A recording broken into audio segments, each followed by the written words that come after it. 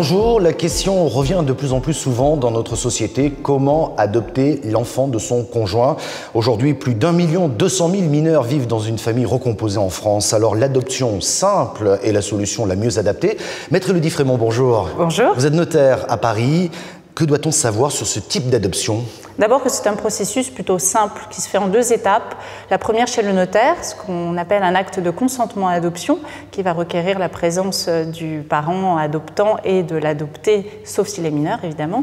Et puis ensuite un processus de requête devant le juge qui lui va prononcer définitivement l'adoption. Pour être plus concret, vous avez un exemple en tête? Alors si on a un couple, Alice et Jean, Alice a un enfant qui s'appelle Nicolas. Si Jean veut adopter l'enfant de son épouse, et bien dans ce cas-là, il va aller voir le notaire, il va signer un acte de consentement à l'adoption, présence de son conjoint qui va y consentir, puis il va demander à un avocat de faire une requête devant le juge pour valider le tout.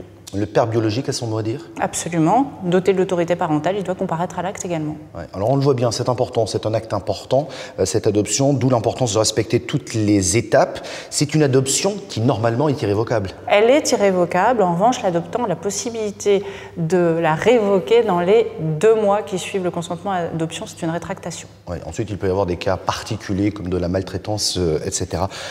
Quel conseil donneriez-vous? Attention, lorsque l'on veut adopter un enfant, très honnêtement, c'est souvent pour le faire hériter. Et vous avez en effet un avantage fiscal non négligeable pour l'adopter. Mais quelquefois, cela n'est pas compatible à ce que vous aviez décidé avant cette adoption. Allez voir votre notaire pour qu'il n'y ait pas de difficulté. Merci beaucoup pour toutes ces précisions, Maître Élodie Frémont. Justement, allez voir votre notaire si vous êtes concerné par ce dossier ou par d'autres dossiers d'ailleurs. Et si vous voulez en savoir plus, rendez-vous sur le site notaire.fr.